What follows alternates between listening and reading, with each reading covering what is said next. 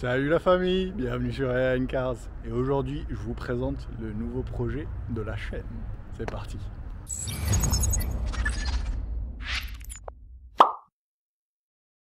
Alors, les Honda fanboys l'auront sûrement reconnu.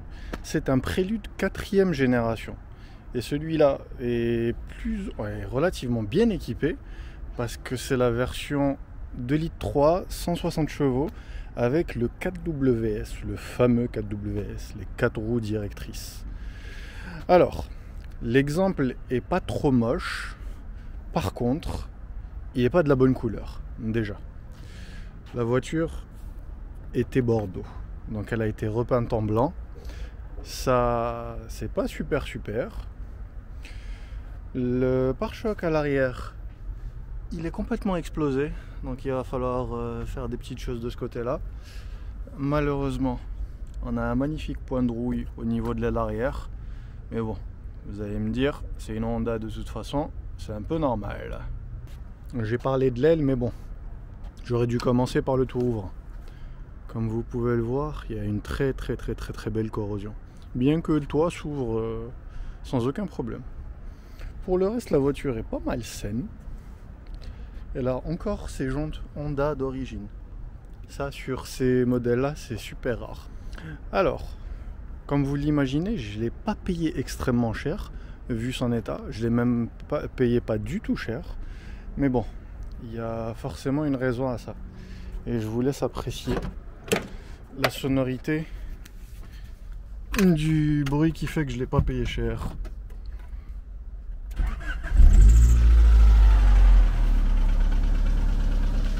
On a un très beau clac-clac. Très beau clac-clac. Alors, maintenant qu'on a entendu le joli bruit, alors on va voir déjà ce qu'il y a sous le capot. À quoi ressemble ce bon vieux 2,3 litres. Tac. Qu'est-ce que ça fait ça ici? Non, ça sera pour un prochain épisode ça.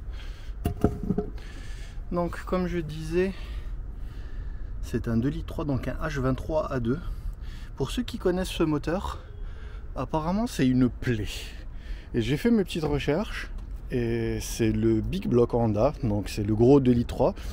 Mais manque de peau, les paliers de Villebrequin, donc les paliers de Villebrequin, pas les paliers, les mentons de bielle, ils sont pratiquement aussi petits que les mentons de bielle. Donc c'est pas un moteur qui est réputé être très fiable.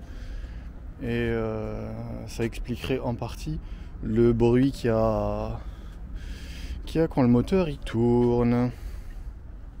Alors, pronostic vital du moteur. J'espère vraiment que c'est un coussinet de bielle qui est coulé et que le Villebrequin n'est pas marqué et qu'on réussira à changer ça. Dans le pire des cas, ça risque d'être un axe de piston. Et ça me réjouit pas trop. Je vous dis ça parce que j'ai déjà vérifié au niveau de la culbuterie. C'est pas des culbuteurs hydrauliques, ça on le sait très bien. Mais ils étaient bien réglés. Donc c'est pas là-bas que ça claque. Du coup c'est soit coussinet de bielle, j'espère que c'est ça, ou piston. Et ça j'espère que c'est pas ça en fait. Au niveau des suspensions, j'ai l'impression que les cylindres blocs de la barre de traction qui vont sur la traverse avant, ils sont morts parce que quand je freine, j'ai l'impression d'être dans un bateau. Donc ça il faudra le vérifier.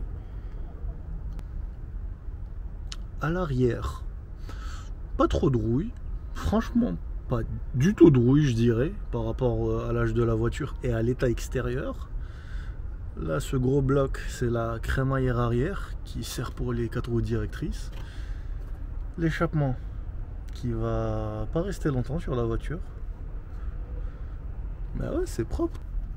Au niveau de l'intérieur, l'intérieur, déjà, le tableau de bord, c'est une grosse table en fait. Et j'avoue que j'adore le style.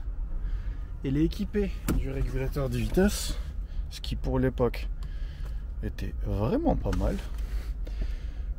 Niveau planche de bord, c'est super épuré. Il y a juste quand on met le contact qu'il y a tout qui s'illumine. 4WS. Et il s'est pas éteint. Donc ça c'est un problème. Normalement le voyant de 4WS, il faut impérativement qu'il s'éteigne, sinon il y a un problème. Et il s'est éteint. Oh là là, la voiture elle claque, c'est pas bon. Là j'ai l'impression que quelqu'un a essayé de mettre un Android Auto ou un poste double DIN. Je dis bien essayé parce que je suis pas sûr qu'il ait réussi vu le carnage qu'il y a à l'intérieur. Mais bon. À l'arrière, on a des jolis haut-parleurs non-roto. Magnifique. Mais pour le reste, elle est pas mal propre à l'intérieur. Franchement, même quand on regarde à l'arrière. Bon, les sièges arrière, ils font de la figuration. Et il est vraiment, vraiment, vraiment propre.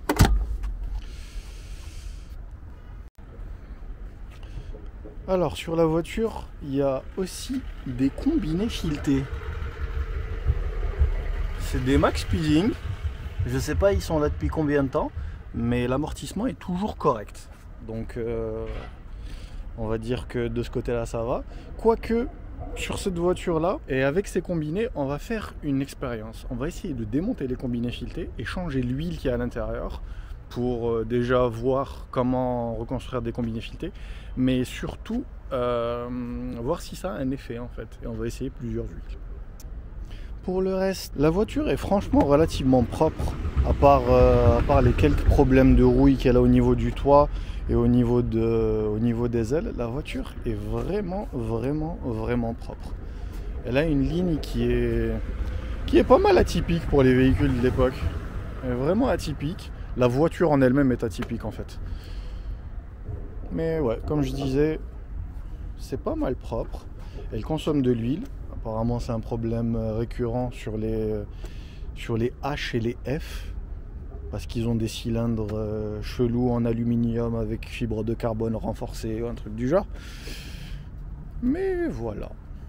En gros, voilà le nouveau projet de la chaîne. Du coup la famille, j'espère que la vidéo vous aura plu. Donc le nouveau projet, comme dit précédemment.